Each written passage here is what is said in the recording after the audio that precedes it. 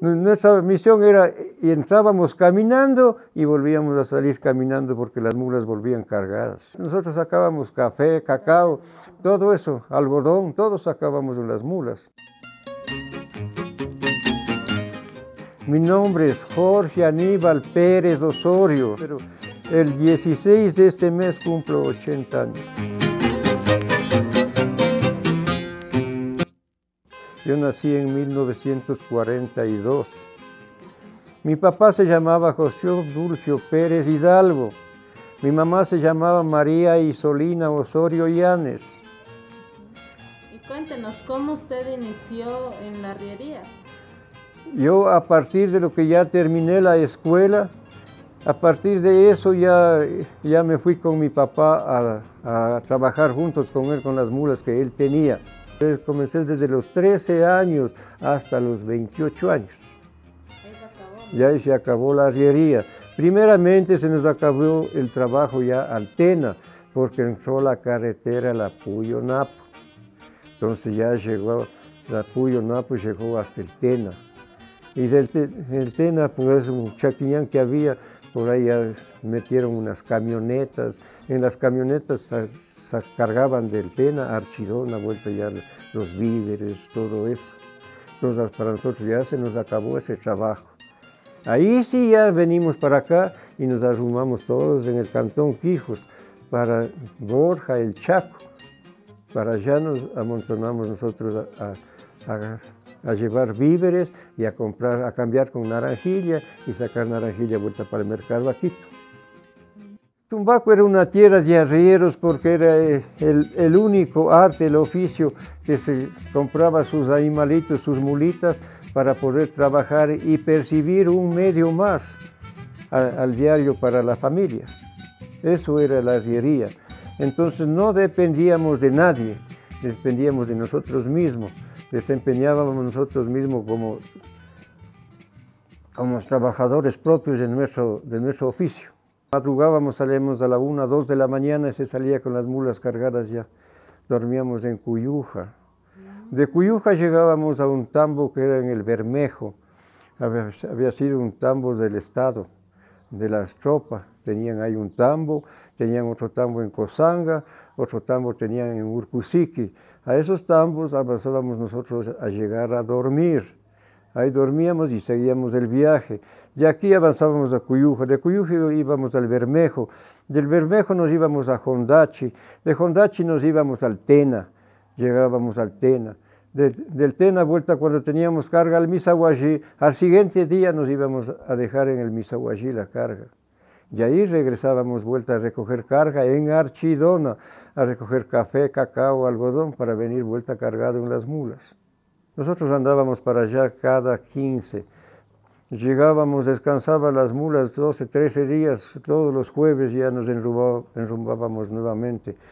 Nosotros andábamos juntos, había, verá, el Marcelino Castro, Pepe Castro, Rafael Castro, llamábamos el Colorado, el segundo Castro, el papá de los Castros ahorita que hay de aquí. Él era segundo Castro, el que murió en el Chunchi, él murió en el Chunchi, cogido el derrumbo en el bus. Ellos eran los que andaban. Y aquí era mi papá, que se llamaba José Dulcio Pérez, era mi tío Narciso Pérez, el otro tío se llamaba Rafael Edeví Pérez, el otro tío mío se llamaba Luis Alfredo Pérez. Ellos eran los arrieros que andábamos siempre para adentro. Igualmente había este finado José Abraham Pérez, el hermano era Carlos Elías Pérez, todos ellos andábamos para adentro, al Tena, cargando la carga. Antes andábamos por acá, pues ahora el camino es al frente, al otro lado de la laguna, más antes era este margen izquierdo, por ahí bajábamos con las mulas. ¿Y ustedes deben de haber sabido pasar por este puente antiguo del Chiché? Claro, por adentro. Claro. El puente uno, ese ya es moderno, el uno, el otro nuevo al menos peor. El otro viejito había por adentro, era armado con pura molón, pero se habían robado los molones, le dejaron desmantelando ya una vez que hubo este otro puente. Por allá andábamos, por adentro. Claro. Nosotros íbamos a Limbabura a comprar mulas, donde los pasqueles se llamaban los que tenían las mulas, ellos conseguían mulas. Ellos vuelta habían sabido entrar a la montaña de Inta con las mulas. Ellos nos vendían, pero en ese tiempo era carísimo comprarse una mula. Costaba 3.500 sucres una mula. Ya. Entonces ahí traíamos comprando para acá, vuelta nosotros para trabajar al oriente. Pero así había un rato de descuido que la mula se volcaba y se mataba. El que menos andaba era con 6 mulas, el que menos tenía 6. Yo en mi vida siempre anduve con 8 mulas. Yo tuve mis 8 mulas para trabajar. ¿Y el que Entonces, más tenía cuántos era? pero tenía que tener ya 2 arrieros. Si tenía 12 mulas, ya tenía que andar entre 2. O sea, un arriero se cargaba de 6 mulas. 6 mulas, sí. Así era. Y ahí siempre la sal, agua sal, eso sí les mantenía las mulas. Había que cuidarles.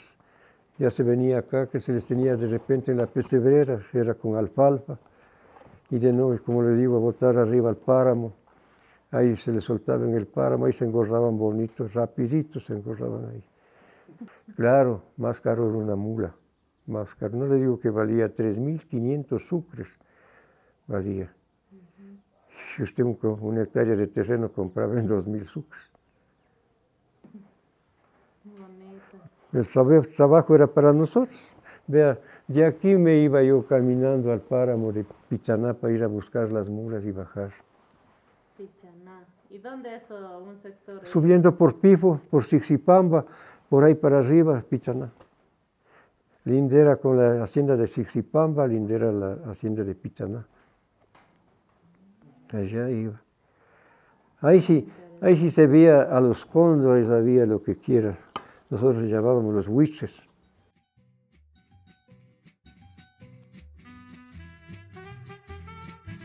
¿Ustedes cómo se vestían? O sea, ¿cómo iban vestidos allá? O sea, Con una ropita así de gabardina. Un pantaloncito de gabardina, una camisita de gabardina, así. Esas eran las ropas del... claro, más antes había unos sombreros de plástico. Eso se utilizaba. O sea, no, si era sombrero de paño, teníamos una funda de caucho para cubrirle, para que con el aguacero no se nos moje y se nos haga orejas feo. Así es. ¿Y qué zapatos usaban para...? Alpargatas de soga. Había los alpargateros, había aquí en Tumbaco mismo que hacían unos buenos alpargatas. ¿Y esos aguantaban todo? Eso, teníamos que llevar otro par más para relevo, porque se acababa. De repente, estando bajando, la bajada del Guacamayo era pura piedra, pura piedra. Por ahí ya se nos reventaba una soga de la punta del alpargate y empezaba a salir la soga así. Entonces ahí se acababan las alpargatas. Una vez, vea, esa es la anécdota, otra más grande. Claro, Estaba saliendo de Baeza, estábamos en Hatun Tinajo, se me acabó mis alpargatas y no tenía ni alpargatas de relevo, nada. Y me tocó salirme desde Hatun Tinajo, caminando hasta Calamancha, se llama, donde es ahorita el bombeo del petróleo, que llaman el bombeo de Papayacta. Ahí se llama Calamancha. Hasta allá me tocó salir caminando. Llegué, al oscurecer, llegué a Calamancha con las mulas y con los pies, pero así, con ganas de ponerme al hombro los pies porque no avanzaba a pararme. Mi papá hacía contratos, como le digo, con el estanco para cargar la sal.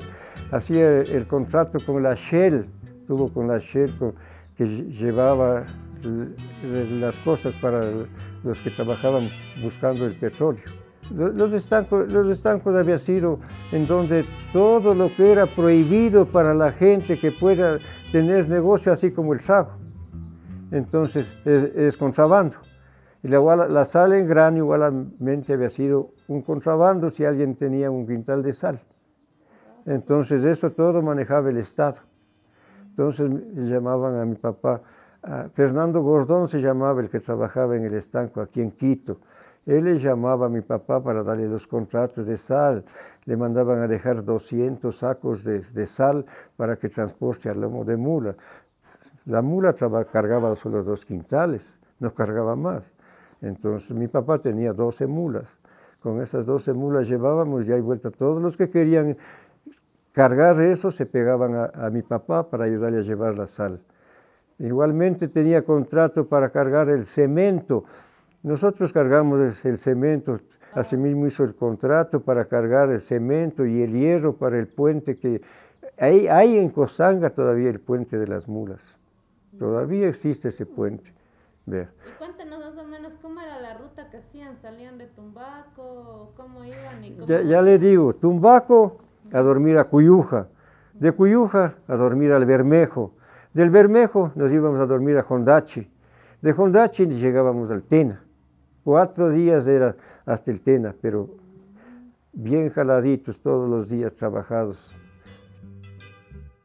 Cuando llegábamos al Tena no podíamos entrar a dormir en un cuarto porque llegábamos cansadísimos y sofocadísimos con el calor mismo que hacía en el Tena. Ya desde el Guacamayo para abajo ya se sentía otro clima, ya es más caliente y caminando. Y a veces que las alpargatas nos cogían las plantas de los pies hecho unas ampollas así. Así era la vida de nosotros. A los tambos que llegábamos teníamos que rogar. Llegábamos a Hondachi, se llamaba la señora Mercedes Vázquez, se llamaba la señora. Era una buena señora. Mamá Michele haciendo una ollita de agua con sal para meter los pies, para que nos baje un poco las ampolletas en la noche. Nos daba haciendo. Durísimo, durísimo. Una cosa es conversar y otra cosa es pasar. ¿Y qué dificultades ustedes tenían en el camino? Los derrumbos, el invierno bravo. Siempre ha habido el invierno bravo en el oriente. Había derrumbos, había una ocasión más acá arriba de Chalpi, entre Papayacta y Chalpi, se llamaba Santa Rosa. Estaba pasando el arriero con sus 6 mulitas, cuando bajó el derrumbo y se llevó, todas 6 mulas se llevó al río. Se acabó la herramienta de trabajo de ese pobre señor. Así se sufría y así sufríamos. Igualmente era el cerro ese de Guacamayo, mucho derrumbo. ¿Y cómo eran los viajes? ¿Cómo ustedes comían? ¿Cómo hacían? Nosotros llevábamos una funda grande de pinol. Esa era nuestra mantención. El pinol, una funda grande de tostado, una funda grande de roscas que hacíamos, y ahí siempre comprábamos la carnecita para adobar y secar y mandarnos preparando para comer con el tostadito. Eso comíamos nosotros. Ya ahí teníamos nuestro pilche, un pilche, tal vez conozca el pilche usted. Sí. Ese pilche teníamos para hacer el batido, donde teníamos que almorzar el batido ya. De repente que llegábamos a los tambos y había quien nos dé comida, ahí comíamos a la tarde. Y la vida de nosotros era solamente con el pinole, el tostadito y las rosquitas que llevábamos. Wow. ¿Y qué eran los tambos? Los tambos, las casas, unas casas donde nos alojábamos. Entonces llamaban el tambo para llegar a dormir, porque todos dormíamos en junta, por decirle, aquí en este cuarto estábamos unos 6, unos 8 arrieros, todos nos acomodábamos ahí a dormir. Y por ese motivo se llamaba tambo. Muchos peligros, había lo que quiera. Nosotros, vea, en el oriente, muchas veces por el mucho invierno, teníamos que meter hacia las mulas para correr, para avanzar a pasar los ríos a la tarde, porque si nos quedábamos al otro lado, de este lado del río, en la tarde, la noche llovía, amanecía el río llenecito así, ya no podíamos cruzar. Entonces, ese era el problema. Cuando estaba bueno el tiempo, teníamos que apretar a las mulas para llegar a una parte más firme para poder quedarnos a dormir. Temporada con las mulas, cuando estaba muy fuerte el invierno acá en el oriente y se cerró la vía por los derrumbos, nos fuimos a trabajar terciando madera, de ahí de Santa Elena sacábamos acá los 2 puentes, más acá de Nanegal. ¿También fueron allá? Sí, también fuimos. Andábamos por acá, por Nono, por la sierra, por Guarumos, por ahí bajábamos para ir a Nanegalito, a Santa Elena, a Pacto. Todo eso en Pacto también tuvimos. Del oriente, así, ¿qué traían? Yo leí que traían también esto de las votaciones, cuando habían cartas, todas esas cosas también. Eso era el correo. Ese era el correo. Entonces se llevaba, y aquí iban los sueldos para todos los empleados públicos al oriente. Iba a lomo de mula, no había más. Entonces de allá igualmente venían las encomiendas, venían las cartas o lo que quiera la familia para acá. La anécdota más grande era que cuando cruzábamos el río de Cosanga, las torres eran de madera nomás y templados los cables para hacer el puente, para pasar con las mulas. Entonces nosotros, como le conversaban antes, teníamos que ajustar a las mulas para pasar los ríos sobre tarde que se veían tan secos, porque a la noche llovía y amanecían crecidos y ya no podíamos pasar. Entonces avanzamos a pasar en la mañana, pues ir en la tarde, las cargas al otro lado y las mulas. Y nosotros regresábamos a dormir al otro lado, así regresábamos a dormir ahí. Y ahí pasábamos de mañana vuelta a cargar las mulas y nos íbamos. Y estando pasando, se nos caen las torres esas con los cables y todo, y el río llenecito. Quedamos así, en el puente, agarrados. Mi papá se había lastimado el brazo así todito, la pierna roto aquí en la canilla. No podía ya caminar, se le hinchó la pierna una barbaridad.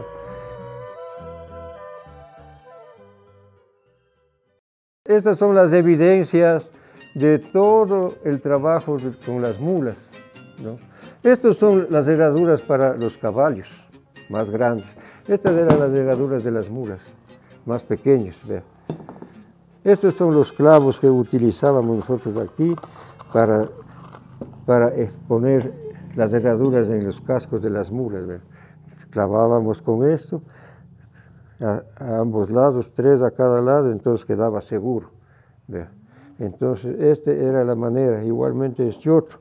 Entonces, esta tenaza, se quedaban de repente estos clavos ya envejecidos en el casco de la mula, y teníamos con qué sacar, con la tenacita le sacábamos, buscábamos cómo coger y le sacábamos el clavo con esto. Vuelta ya una vez que le poníamos el herraje a la mula, quedaba unos filos que había que redondear el casco de la mula. Supóngase el casco era así, casi redondo como esto. Entonces quedaba lo que se quebraba el casco así, y con este machetillo se llama, con esto y el martillo, vamos así, para redondearle bonito, que quede bonito, ¿no? Y este era el pujamante, se llama esto, este es el pujamante. Con este despalmábamos el casco de la mula que sabía estar levantado, crecía como las uñas de nosotros. Entonces había que despalmar de esto así, para quedarle planito, para que la herradura se siente nomás. Esto es. Y este es el apartador, vea. Este es el apartador para las mulas. Con este ya alzábamos el asial así, ya las mulas ya sabían, ya volaban, pues no, solamente así, con esto. De repente había que utilizar una mala palabra también con las mulas, entonces ellos ya sabían, ¿no? Con esto. Estas vueltas utilizábamos, hacíamos, se llamaba los garabatos para liar las cargas en el lomo de la mula. Entonces esto tenía que tener 7 brazas, así, de nuestras 7 brazas, para que alcance, para poder liar. Entonces liábamos la carga y sobraba un poco para tapar la carpa, o sea, se llamaba una tapa carga. Era un caucho que le poníamos encima para cubrir por el aguacero a que no se moje, como encarpar un carro. Entonces encarpábamos a las mulas. Vea, estos se llaman los yugos. Este es un yugo grande, este es un yugo pequeño. Este yugo grande es para chicta de papas. Igualmente esta reja es una reja grande, vea, con una reja grande ahí. Entonces nosotros aquí poníamos un poco de basuras así para que arranque la tierra y colme el guacho de papas, alzaba el guacho así. En este yugo vuelta uncíamos a los bueyes para guachar, para sembrar maíz, y con esta reja pequeña. Así. ¿Ustedes hacían agricultura en el tiempo que no estaban de arrieros? En los días de descanso de la arriería, vuelta trabajábamos con los bueyes. Teníamos unas yuntas de bueyes propias para trabajar. Más antes aquí en Tumbaco había grandes cuadras de alfalfa que nos vendían para cortar para las mulas. Pero nosotros no teníamos tiempo para estar todos los días cortando la alfalfa para mantener a las mulas. Entonces nos íbamos a dejar arriba en el páramo de Pitaná. Ahí les soltábamos 12, 13 días y ahí nuevamente nos íbamos a recogerles para irnos nuevamente al oriente. Cuando terminó ya lo de la herrería, ¿qué se dedicó usted? Yo me dediqué, verás, ya le voy a conversar nuevamente eso. Se acabó en 1970, entonces en ese entonces se unieron las carreteras ya, y entró ya la Williams Brothers a soldar la tubería para el oleoducto. Entonces ya una vez se acabó eso, avancé a entrarme a trabajar en la Williams Brothers. Trabajaba yo en Esmeril, con los soldadores, trabajaba yo. Todo este tramo de Papayacta, todo el páramo, todo eso soldamos, y ahí nos pasaron para acá de Chiriboga, nos pasaron para bajar a Santo Domingo, todo eso anduve. Ya estando por ahí ya me mandaron, ya me liquidaron, me salí. Y ahí vueltas, terminé eso, no tenía dónde acomodarme a trabajar por mis hijos. Yo, discúlpeme, para mí toda la vida fue una pasión mis hijos y tenerles bien a mis hijos. Mi fin era darles educación. 2 años y más en la planta hidroeléctrica de acá de Nayón. Estando de ahí mismo, vinieron de Pisayambo a recaudar gente que sepa ya trabajar en los túneles para llevar a Pisayambo. Ahí me fui a Pisayambo, estuve 3 años allá vuelta en Pisayambo. Ahí vuelta trabajé casa de máquinas, así mismo. Ahí también ya me acomodé como perforador, entonces yo trabajaba ahí. Últimamente tuve un taxi, con el taxi trabajaba. Ahora mi yerno tiene mi taxi ahorita. Yo tengo ese carrito, en ese me movilizo. Así ha sido nuestra vida, así hemos luchado, así hemos sufrido y hemos enfrentado todo un tiempo. Yo, muy jovencito, ya trabajaba para allá, como les digo, de 13 años y ya entré para allá, juntos con mi papá. Y ahí me quedé, ya cuando me casé yo de 22 años, pero ya era un hombre hecho y derecho para defender a mi hogar. Deberíamos haber tenido algún reconocimiento del Estado, porque nosotros servimos para el Estado, servimos cargando las cargas, como decía, para la Shell, para los gringos que trabajaban buscando el petróleo, para ellos. Del Tena para adentro les llevaban en avioneta a dejar vueltas en la montaña. Así es, así nomás es. ¿Usted siempre ha vivido en Tumbaco? Yo, 80 años. Yo nací aquí. Somos nativos de aquí de Tumbaco.